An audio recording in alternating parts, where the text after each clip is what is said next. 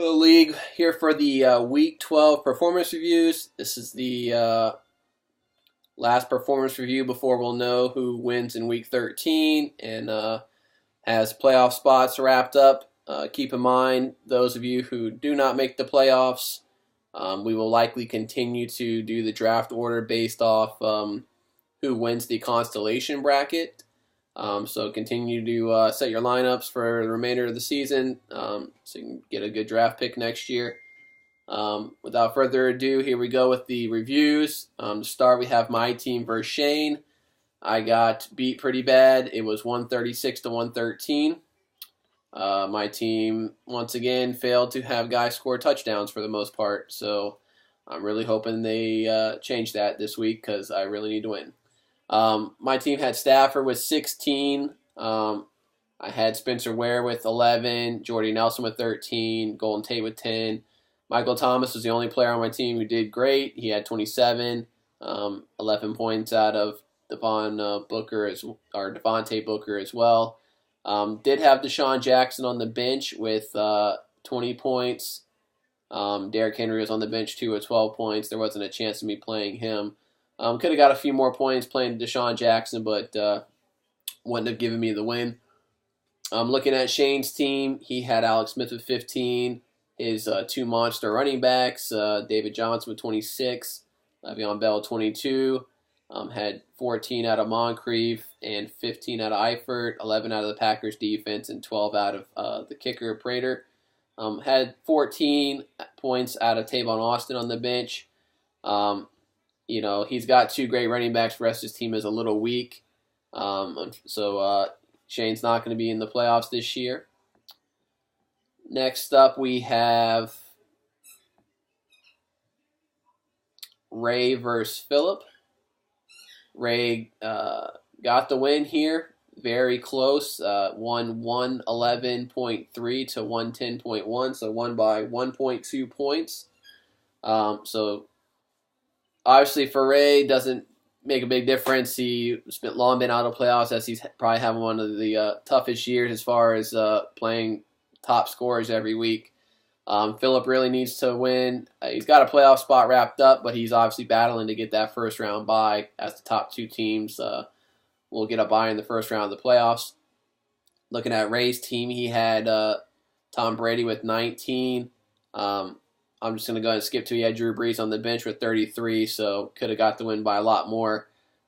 It's constantly, I talk about it every week, it's that tough decision when you have two quality quarterbacks on your team, who to play, and it just always seems like you end up playing the wrong guy. Had Jordan Howard with 14, Tim Hightower with 18, Rashard Matthews with 14. Had Eagles kicker on the bench had 10. I just normally mention double-digit scores on the bench. Not a big difference there for his team. Looking at Phillips' team, he had Aaron Rodgers with 23, Latavius Murray with 16, Mike Evans with 26. Probably surprised everybody. I mean, he's a great player, but we all knew he would have Richard Sherman guarding him and was able to still put up, I believe, 8 catches, over 100 yards receiving, and 2 touchdowns. So it's a pretty impressive day for him. He had Kyle Rudolph with 11, Jeremy Hill with 11. Did have Jonathan Stewart on the bench with 22, so obviously if he could have got him in there, that could have swung things in his favor. The next matchup we have here is Michael versus David.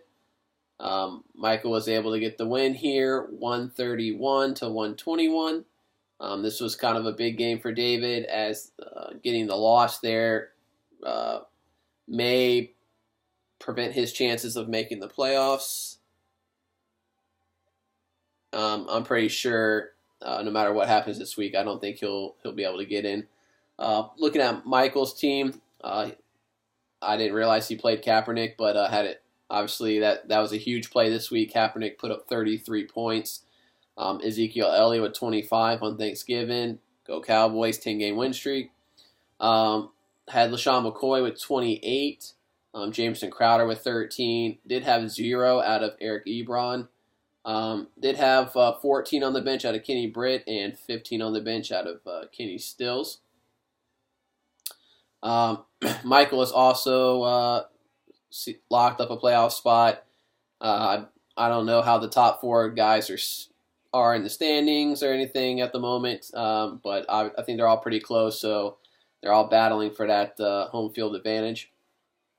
Looking at David's team, you had Carson Palmer with 18, Jay Ajayi with 12, Odell Beckham with 25, Edelman with 12, Corey Coleman with 11, Delaney Walker with 13, Melvin Gordon with 11. Had Eli on the bench with 20 points, basically. Wouldn't have made a difference in him winning or losing, switching the quarterback there. Next matchup we have is Ray Sr. versus Garrett.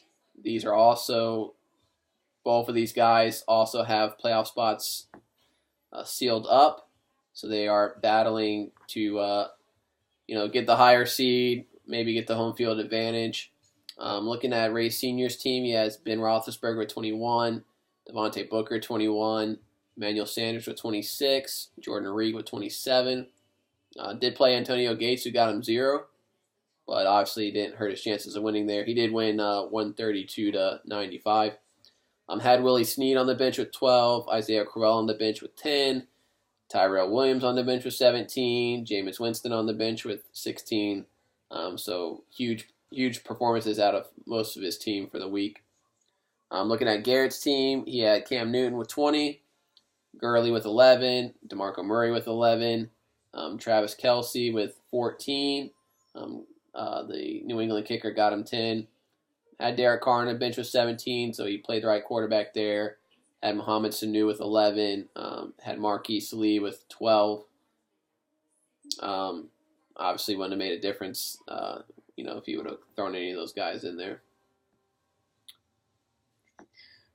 Next up, we have Joseph versus George. Joseph got the win here, 140-91. Joseph will not be making the playoffs this year. George has probably a very, very, very slim chance of making it. It's just, I don't think odds are in his favor. At the end of this, I'll try to break down what I've analyzed. I mean, obviously, certain scenarios it's kind of hard to plan out, so we'll see how it goes. But looking at Joseph's team, Russell Wilson had 10, Crabtree with 15, Devontae Adams with 26, Brandon Cooks with 0. He was healthy, played the game, just didn't get targeted the whole game. Mark Ingram had 29, Giants defense with 22, Justin Tucker, who everybody's calling the best kicker in the league. He's definitely close. Of course, I'm a little partial to Dan Bailey, who is the most accurate NFL kicker in history. So I'm going to stick with him, but Tucker's definitely right in line with him there. He put up 19 points. Looking at Georgia's team, he had Mariota with 22, Ted Ginn with 21, Anquan Bolden with 16, but everybody else on his team was in single digits. Nothing crazy on his bench. Obviously, he had Prescott on the bench with basically the same score as Mariota with 22 there. And the last matchup we have here is Dalton versus Dakota. Each of these guys is on the borderline of making the playoffs. Each of them has a pretty good shot at it as well. So I'll cover that here shortly. This matchup was pretty close. Dalton got the win, 112-103. I'm looking at Dakota's team. He had Matt Ryan with 18, Carlos Hyde with 18, Kelvin Benjamin with 12, Brandon Marshall with 16, the Raiders defense with 12. Had Tyrod Taylor on the bench with 21. He did have Zach Miller in his lineup, who was long known after last week's game that he was out for the season with a broken foot. So not sure why he didn't go pick up another tight end and get him in there. I'm not sure what was available on the waiver wire and what those guys scored this week, but only losing by basically 9 points. Maybe you could have got somebody that could have got you to win there. I'm looking at Dalton's team. He had Kirk Cousins with 30, Antonio Brown with 30, Terrell Pryor with 16. Got 0 points out of Gronkowski, so their tight ends basically cancel each other out. At least Gronkowski was questionable going into the game, but he did play some till he, instead of hurting his chest, which was the injury he had, he injured his back on a play and didn't do anything. Steelers got him 10 points. Had Philip Rivers on the bench with 20. Didn't matter. Did have Tyreek Hill on the bench with 28, which could have blew his score up even further. Nothing crazy happened on the waiver report today. Looking at the stuff for the playoffs, so let me pull up the standings here. So basically, if Ray Sr. wins his matchup, he will be the number 1 seed. He is 9-3. No, everybody else below him is 8-4. So if he wins, nobody will be able to tie his record. He'll be number 1 going into the playoffs. He also is the defending champion of the league. So obviously I'm kind of rooting against him. I don't want to see anybody repeat. So we'll see how that goes. Michael, Philip, and Garrett are right behind him, all at 8-4. All have playoff seeds currently wrapped up. Let me look here.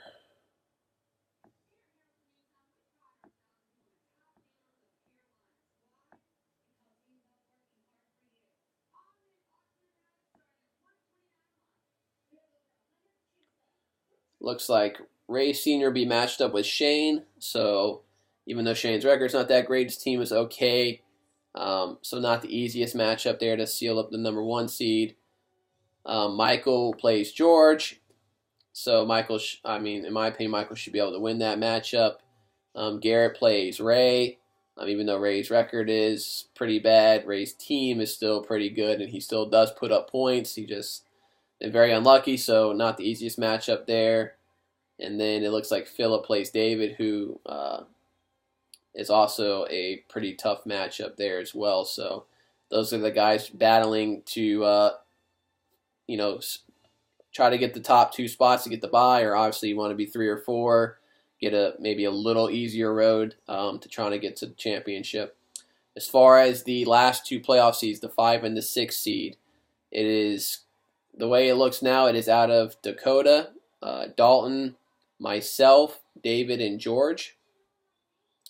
The standings look to be Dakota, myself, and Dalton are all 6-6, and then David and George are 5-7.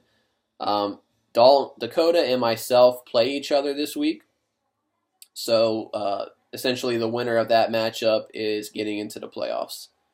So, also, if Dalton wins his matchup this week, he is up against Joseph, which I think right now he's projected to win pretty big, so we'll see if that holds up. If Dalton wins his matchup, he is in the playoffs. Now, the few scenarios I've looked into is if I lose and Dalton loses, I'm going to be in the playoffs. I will have the same record as Dalton, and we played one time during the season. I beat him head-to-head. Even if David and George both win, when I played both of them head-to-head, I beat both of them as well. So by the tiebreaker, I would be in. Now, if I win my matchup with Dakota and Dalton loses his matchup, there would be, and let's say David and George win as well, there would be a 4-way tie at 6-7 for the final playoff spot. Now, I looked at who everybody's record was head-to-head. It's kind of all over the place. I'm not it doesn't really explain on the website how the tiebreaker works. Ultimately, I have control to put in whoever I deem, the best team. When I look at things, I look at each of their records versus one another, and then also, I guess we could go down to who scored the most points on this season, if we want to look at that. When I look at their records against one another, David is 1-2 versus those 3 guys. David lost to George and Dalton, but he beat Dakota. Dalton is 3-1, so he does have the best record. He lost to Dakota the first time they played. He beat them the second time they played, and he beat David and he beat George. Dakota is 1-3. Dakota beat Dalton, but he lost to David, lost to George, and then he lost to Dalton the second time they played. And then George is 2-1. He beat David, he lost to Dalton, and he beat Dakota.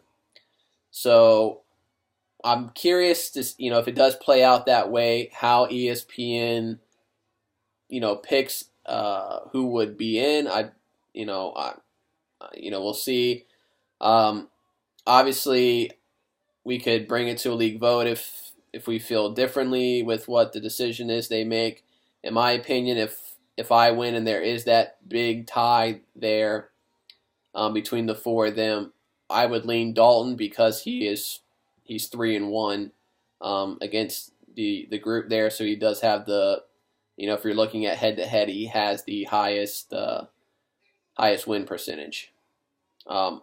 It'd be a little unfortunate because George is 2-1. He didn't have that extra game, but then if I looked at points scored, he has a lot more points scored than George, so that would want me to say that his team is better, and obviously propelling him into the playoff spot there. So we'll see how things go. Best of luck to everybody for the last week of the season. Obviously, I'm trying to win to get in. If I don't win, I'm praying that Dalton loses, so I can get in, even if I can't win this week. Good luck to everybody. Go Tar Heels tonight.